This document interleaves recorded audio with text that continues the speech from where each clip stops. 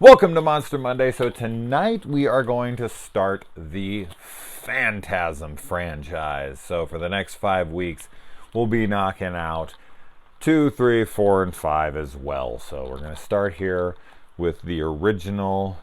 And this is the J.J. Abrams Bad Robot Blu-ray transfer, which is absolutely gorgeous. If you do not have this and you're a Phantasm fan, it is worth the upgrade. Absolutely. They did an incredible job with this transfer. So, before we get started, I want to give some shout outs here to some people who joined my Patreon. So thank you to you guys so very much. And that is Christina Arntz, Ben Grimm, Chris Gamonsky, and Royce Bunn. So those are the 4 new patrons over the last few days, week or whatever. Thank you guys so much. As I had said in a previous video, my trick or treat video, if you guys can, just $1 a month, it really will help. If you think like, what's $1 gonna do? If a lot of you give $1, it's gonna do a fuck ton. So please, just go check it out. I never promote that stuff on here, but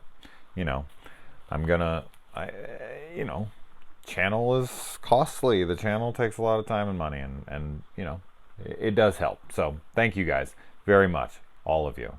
Christina, Ben, Chris, and Royce, thank you. All right, so Phantasm. I will say this up front, and I know that there's people who claim otherwise, and please link me to some videos, but this franchise makes 0 sense to me. Makes 0 sense. I still love this movie. I think the atmosphere is great. I think the dialogue and the writing is really, really cool. But this film, let's just say, because we're only going to talk about this movie for now, and then of course when we get into the second one, I will attach that to the first one and so on and so forth, because it's been a while since I've watched the sequels, so I can't really talk to them to a high degree of certainty. So if we're just going to kind of stay to this one, and so we'll talk about it like it's a self-contained story that has no sequels, and as it sits right now, as it ends, which I just finished it maybe 10 minutes ago, and this is, I don't know, I've probably seen this movie 8 to 10 times, somewhere like that over the years, and every time I leave exactly the same, like, what the fuck just happened? What does that even mean? What is going on in this movie? Atmospherically awesome. Great dialogue. Cool character choices. Lots of really smart character decisions a lot of the time. So, in the music, oh man, the music, the Italian giallo inspired music for sure. There's no denying that this was heavily influenced by something like a Goblin or something. And it's killer. Just such a fantastic soundtrack. That alone makes this movie iconic for me. And then of course we also have the Tall Man, probably the most overlooked or underappreciated horror villain out there when it comes to something like Jason, Freddy, Michael, Chucky, whatever. The Tall Man, I guess, is more of a niche horror audience fan favorite, I suppose. He didn't really make the mainstream, but he'd be like that next tier level down. Like the horror fan knows of the Tall Man and puts him pretty much almost on that same level as a Michael or so on. And for good reason. He's a very iconic character, and he is the franchise as much as Mike and Reggie and the Ball. Like, they're all such a large part of it. But the Tall Man is the main antagonist of a horror movie, a popular horror movie franchise. I don't know how popular this is, though. Like, this is a series for me, and this is a film for me that I feel like the only people that have seen it are horror fans. Like, I really don't know anyone in my life outside of the horror community that would have seen this movie or even have heard of it, to be completely honest. So I'm not sure how popular this movie is outside of the horror community, but I know that it is within for sure. So, all right, let's talk about the movie. So, all right, opening sequence. We just got to get this out of the way because I've always been so confused by this. So, the tall man's fucking Tommy. Like, the tall man is that chick. The tall man is fucking dudes in this movie. Like, Michael and Jason and Freddy and all these people can't really say that. Although I guess Freddy has had some dream sequences where he's posed as a woman because he's in control of the dreams and he's like a little fantasy for the guys or whatever. Like the Dream Warrior sequence with the geeky kid and he ties him to the bed and all that. It's a hot chick, right? Lures are there. So that's Freddy doing that to him.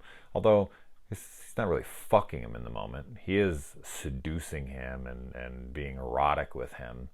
But the tall man is straight up, like, Tommy's still inside of him when he decides to change over. Like, when he becomes the tall man.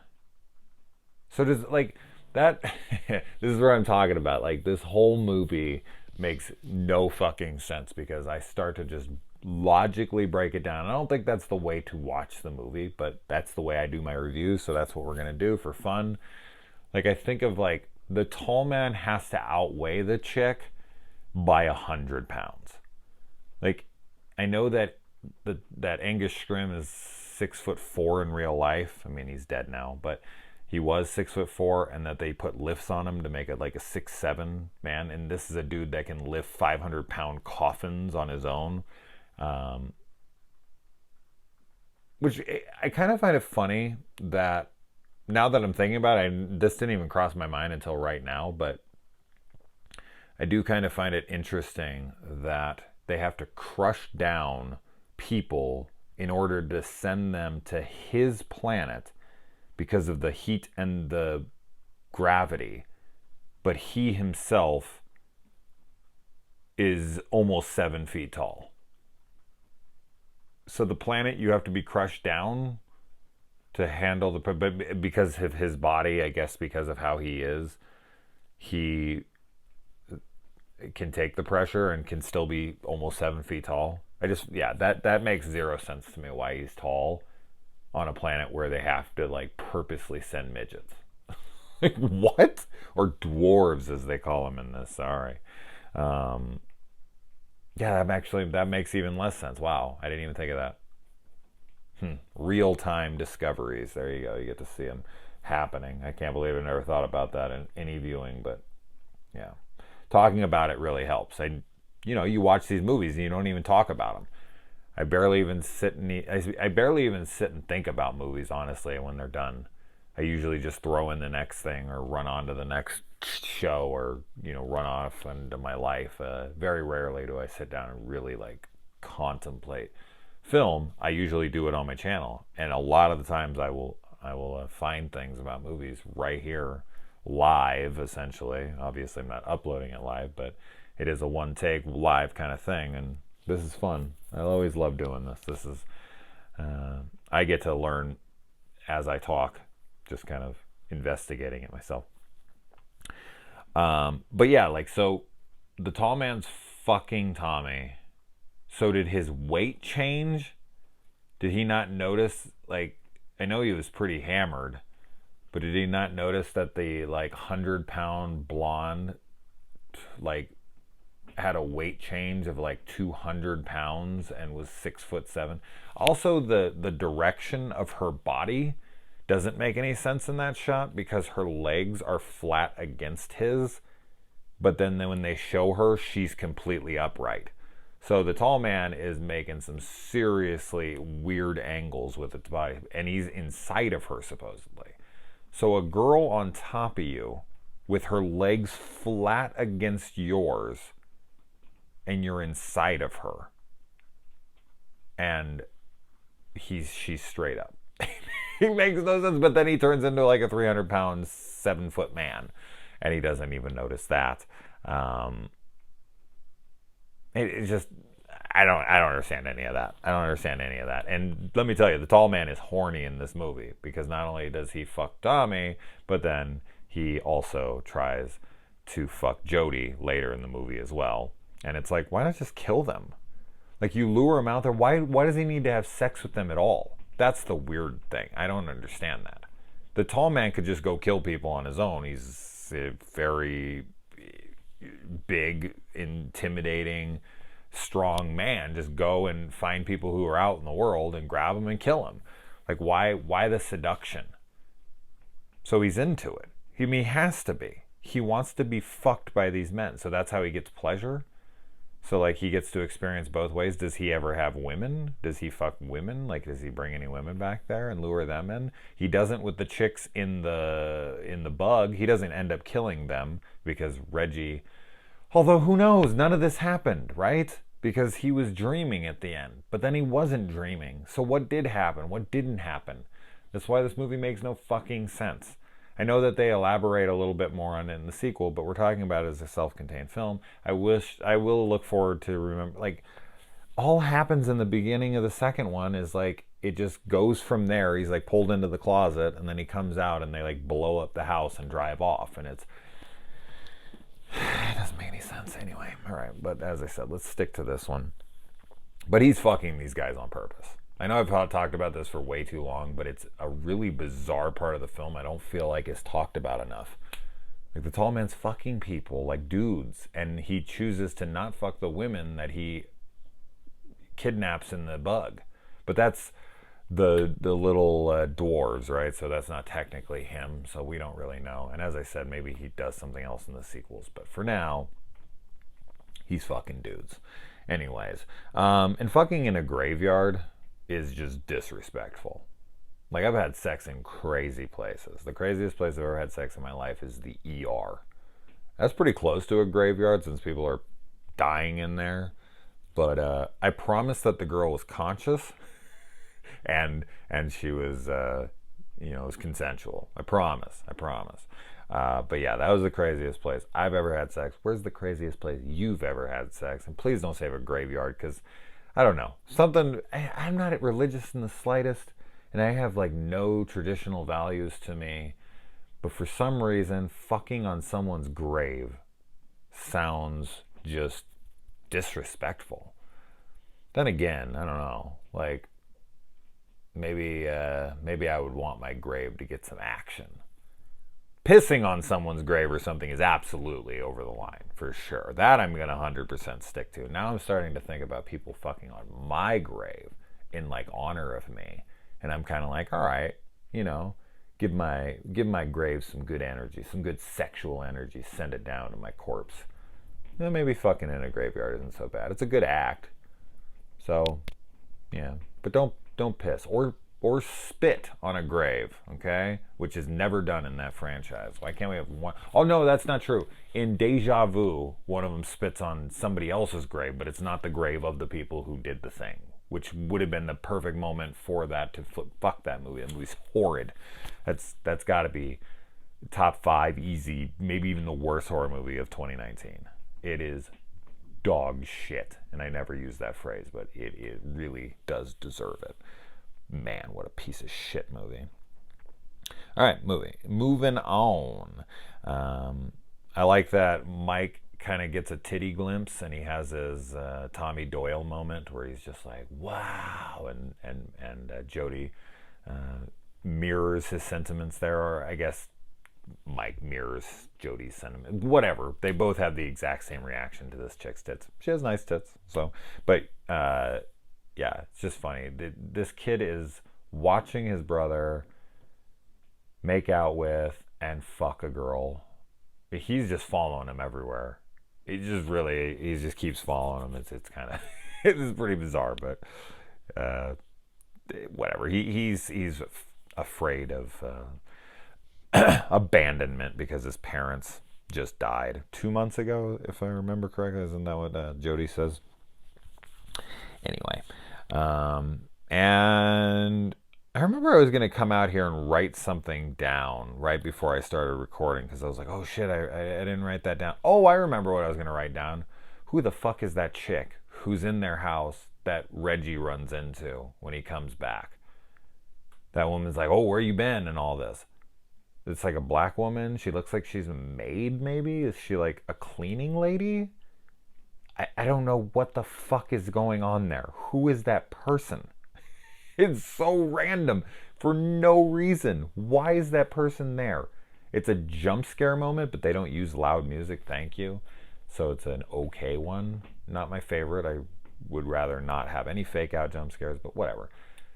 Who is that person? Who the fuck is that person? I missed something? I really didn't miss something this time. Who is that person? And what are they doing in this movie? What are they doing in that shot? What are they doing in that house? That is never addressed. That is never even, like, I don't even understand the point of that scene. Anyway, okay, I had to get it out now. I know it's later in the movie, but I was going to come out here and write it down. As I was thinking about it when it happened, I was like, who is that? And I was like trying to reflect throughout the whole movie and being like, is that lady ever seen in the movie? Like, is there a purpose to her character? Is there a purpose to that scene? I couldn't come up with anything. All right, Mike under the car makes no sense positionally. Much like the girl's body being contorted in a weird angle, Mike being under the car, he has his arm over himself with the car here, and you can clearly see that if the car dropped while he was like that, it would completely crush him.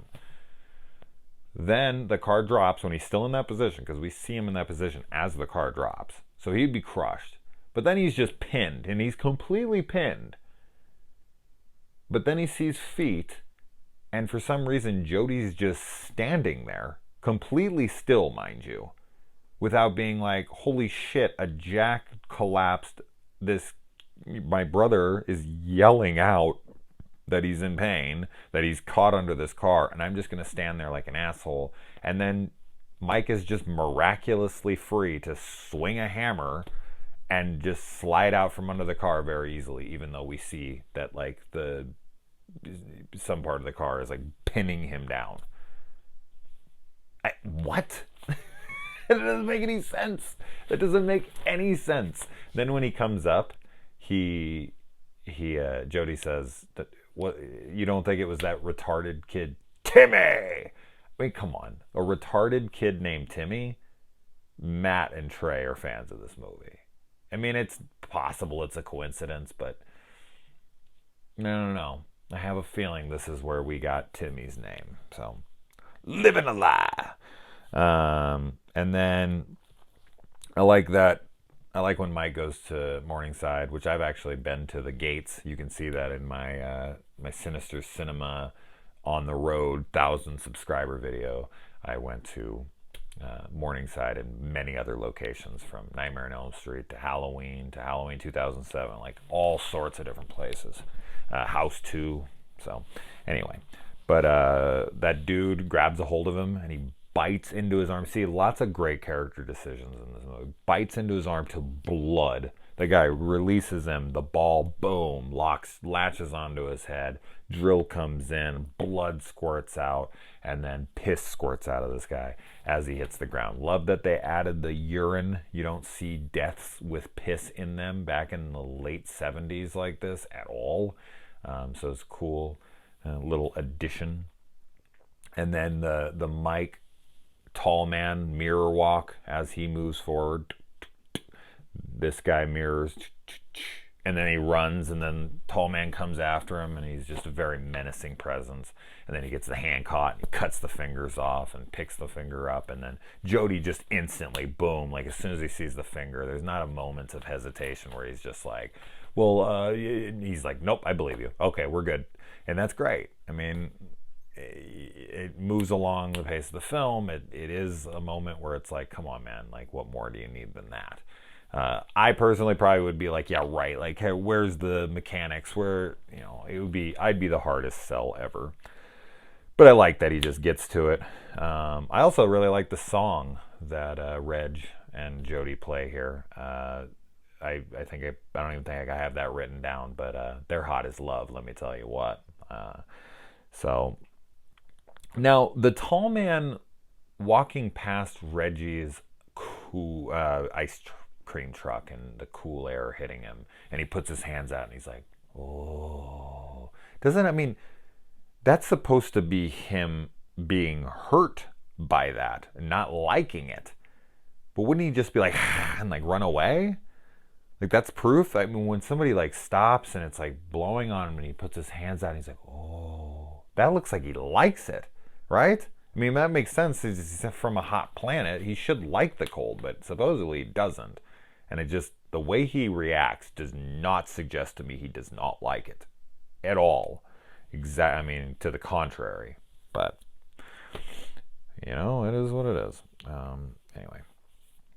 The gun lesson. Great stuff. This is a absolute 100% gun advice.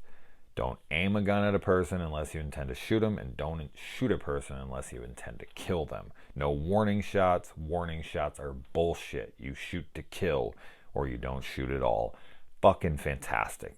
I mean, that is just like verbatim what you are going to hear if you own a gun and somebody teaches you properly. So good stuff for this film, especially for the time. Love that kind of stuff. Great advice. I don't personally own a gun, but that is fantastic advice. I used to. A few of them, but not anymore. But that's not political. I'm not saying you should or you shouldn't. Just saying I don't, but that is great advice. All right, moving on. I like when they're being chased by the hearse and they're like, there's no one driving that. Like, Jody tells Mike, like, there's no one driving that mother. Which brings me to another point really quick. Hopefully I come full circle here and I don't forget where I was going there in the beginning. But cussing. There's shit in here a lot, and there's not one fuck that I found. Maybe there's one. Maybe. But there's, like, none that I could find. And they're, like, mother is said a couple times without the fucker.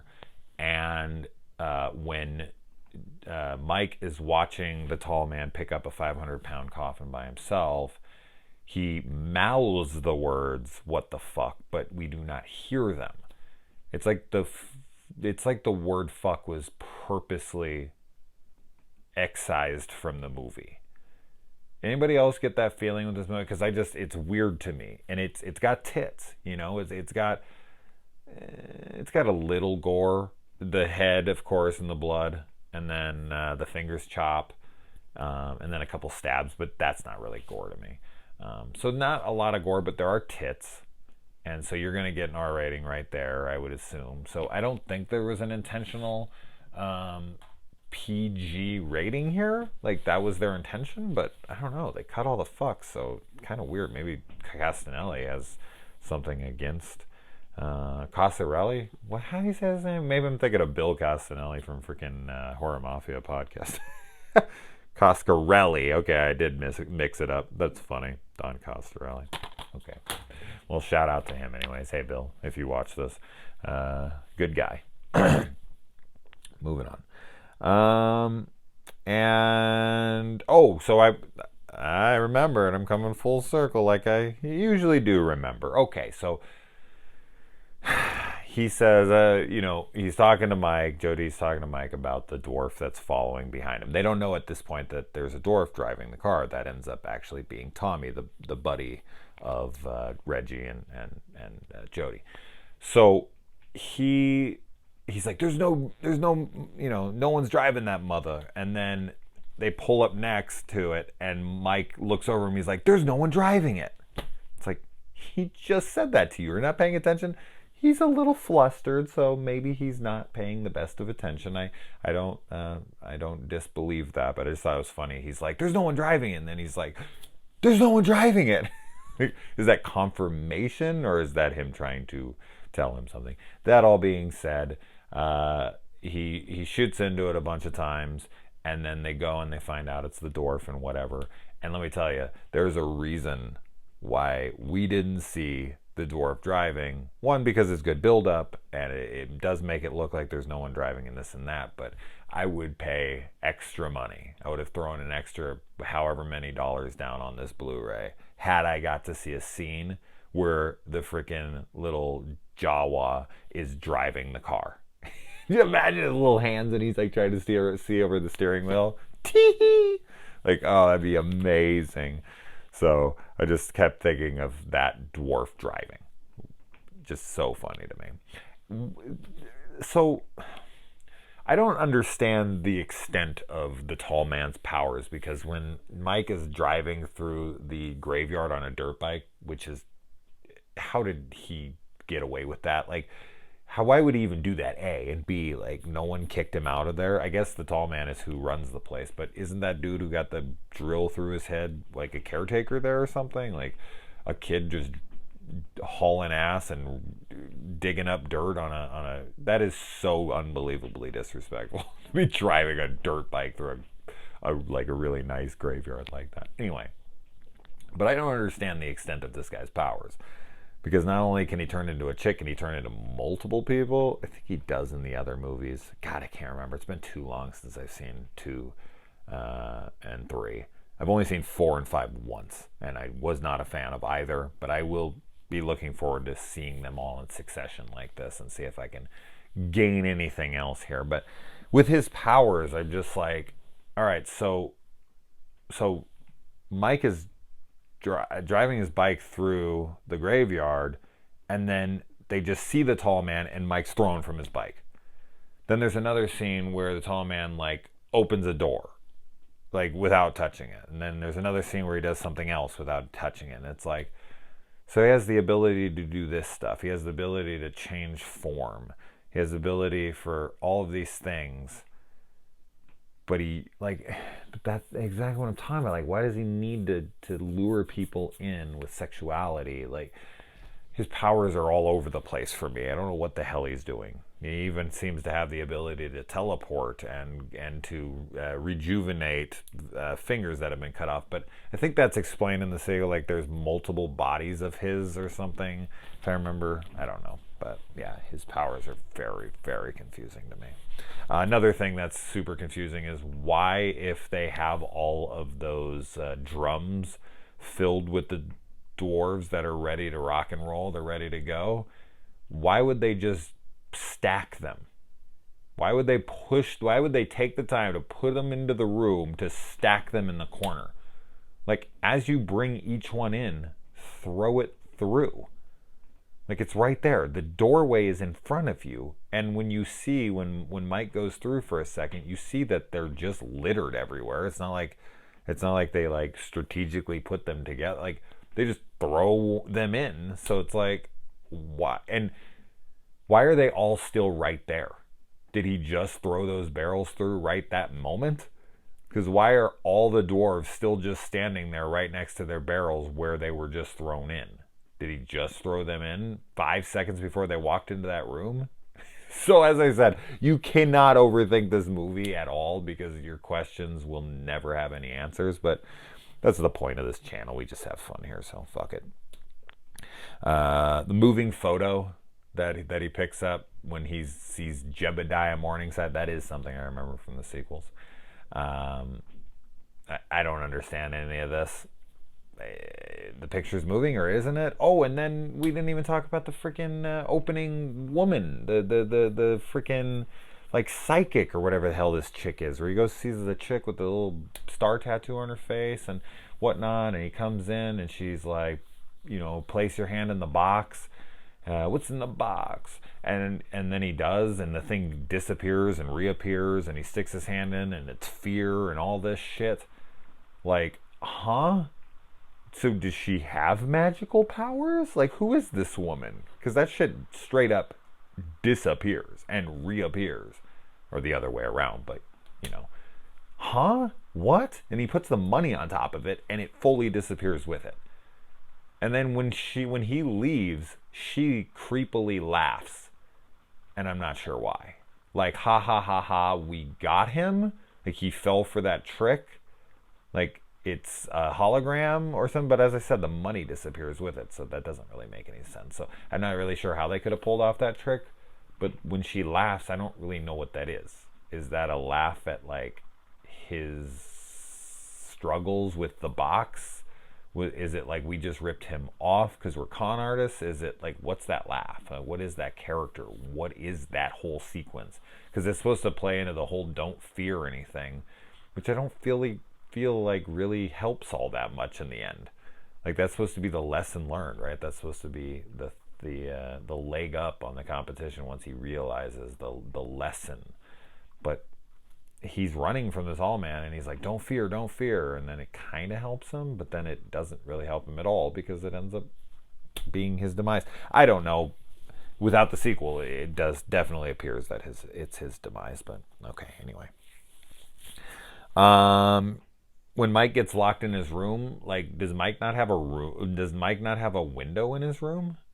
Like, are those like barred up or something? Like, he can't just go out his window onto the ledge and climb down or jump down, or like, really?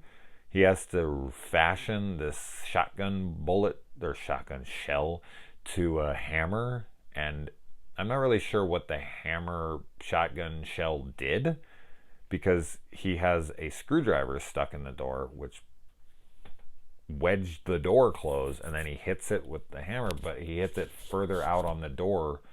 What is that? I'm assuming, like, what I'm going to fill my headcanon in with, even though I don't see it actually happen, is that he breaks enough of the door away that he can reach through and grab the thing and pull it out. That's what I got, because that just hitting right there, that I don't feel like that would open the door. I don't know. Maybe his love should open the door. All right, little music reference there. And then, I love that Mike shoots the back window out. I'm not sure why he doesn't try to shoot the driver once. Like, there's the driver. Shoot him in the back of the head. That might work. But nope, he doesn't. He just pulls a gun out, boom, shoots the window. And it's like he's got to jump out, right? And it's high speed, but he shoots the tire out so the thing will slow down. He still jumps straight out and lands, and he lands like no like scraping, no momentum to his fall at all. He just kind of lands like he jumped off of a curb. It's really like he jumped out of something stationary. Clearly, in that shot, there's no way. There was no momentum. There was no hitting the ground running kind of thing. But whatever, and then the car of course crashes. So there's got to be multiple tall men. When Mike goes into the realm beyond the two pegs, the frequency that's connecting the worlds, I guess, the tuning fork, he just comes back with this intimate knowledge of what's going on now. He sees it, and then he just comes back and he's like, they're slaves, and it's because of the gravity and the heat and the planet. You got all that from just looking? How do you know they're slaves? Why, because they're brown? Oh, you racist son of a bitch. Just kidding. How he comes back with that knowledge is beyond me. That's just one of those things. And Reggie's like, yeah. And I'm like, no, wait, what? What happened? Reminds me of the scene in Beetlejuice, of course, when the Maitlands, it's been way too long. See, if I start to forget names in Beetlejuice, that's when I know it's been too damn long. Nice fucking model. I do love that movie, but I'm having a hard time remembering Gina Davis's character's name right now, and that's actually pissing me off. So that either says it's been too long or it's too late, or both. Probably both. I know Lydia Dietz and all of their characters, but they're escaping me right now. Anyway, but yeah, it reminds me of that when he's on Mars, which I don't know if it's revealed what planet or what it's from in the sequels. I don't think it is, but sandworms, I hate them. Grabs him, pulls him back, but he's falling. He's falling the entire time, but then Jody just puts his arm through and grabs his belt and pulls him back in. So, I don't know. Yet another thing that makes zero sense. Who cares? And why, if Jody or Mike goes through without the protection of being crushed and all of that? So I guess he's only out there for a second. Like, you can survive in space for an X amount of seconds. So that's how he is. He should have came back burnt. And he should have came back saying, like, oh my God, like I felt like I was being crushed. Gives some more merit to what he's trying to tell them is happening. But yeah, no, none of that. Just I have full on, intimate knowledge of what's happening here, and you don't question me. And I feel like the tuning fork thing is kind of a fatal Death Star flaw.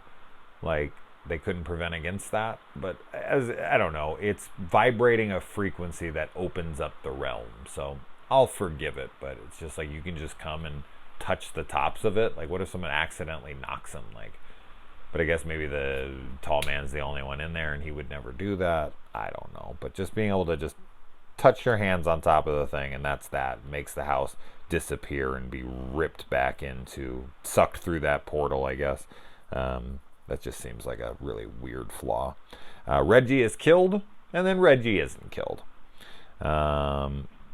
And great shot of the tall man, though, standing over Reggie's body. I don't know if it's my favorite shot in the movie, but let me think. Yeah, like that's probably the best shot in the movie is Reggie tall man standing over Reggie's body with the knife and all that. Great shot, really cool wide shot. Dig it. With Reggie in the foreground and the tall man towering over him. Just good stuff. And the whole mine shaft boulders thing is the most ridiculous, convenient shit ever. Like, imagine a horror movie coming out in 2020 and them trying to pull that. Like, seriously. Like, oh, there's just a mine shaft, and then it's just so conveniently located. Like, it would just be open like that, 1,000 feet straight down, and then we'll just throw a tarp over it, and then we'll bank on him chasing you, and you'll know where to go, and he'll chase you there, and you'll jump over it, and then, you know, Jody will just be standing at the top of the hill up there, and he'll just push a bunch of boulders that will conveniently roll right into the hole right there. Get the fuck out of here. But then it ends up becoming a dream, so I guess it didn't happen. Who knows? But that being said, imagine that sequence happening in a 2020 horror movie. This is a classic horror movie. Even though it might not be well known in the horror community, it is a classic. No film today with that boulder scene would be considered a classic. People are so much different on films now. They're willing to look past so much ridiculousness in these old films, but I don't know. It just gets a pass. So there you go.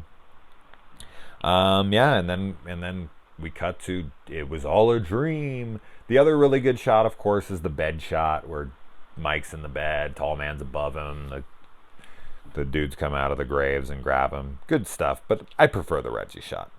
And then, yeah, we find out Reg is actually alive, and Jody died in a car accident, and this is all of his coping and whatnot. But then you think, like, oh, wow, it was all a dream. And then it wasn't a dream, and he gets sucked into the mirror at the end, which I think this becomes like the Jason Voorhees Friday the 13th tropey ending of the franchise, where at the end of Friday 1, 2, and 3, somebody gets pulled.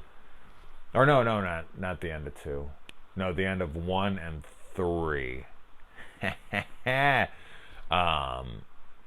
2. No, he gets pulled. She gets pulled through the window, I guess, is kind of what it is. But the two boat sequences with Jason's mom and then Jason, they kind of flip on each other. But in this one, right, he gets pulled through the window at the end of this one, and then the second one, same thing, right? He gets pulled through like a window or something along those lines. Maybe at the end of 3. I'll have to see. We'll have to see. It absolutely happens at the end of one of the next ones. It's got to be 2. It's got to be 2. But does it happen at the end of 3? Does it happen at the end of all 5? Fuck, I don't remember. But anyways, super fucking fun classic horror film for sure. But don't tell me this makes sense. Just don't tell me it. It doesn't make any fucking sense. I've had people be like, what are you talking about? It makes sense. Okay, sure, explain it to me. Yeah, we'll see what the sequels do for this, but my memory is the sequels only confuse things worse. They only make matters worse when it comes to the logic of the series. So I look forward to Phantasm 2. We'll do it next week for Monster Monday. So until then, guys, adios.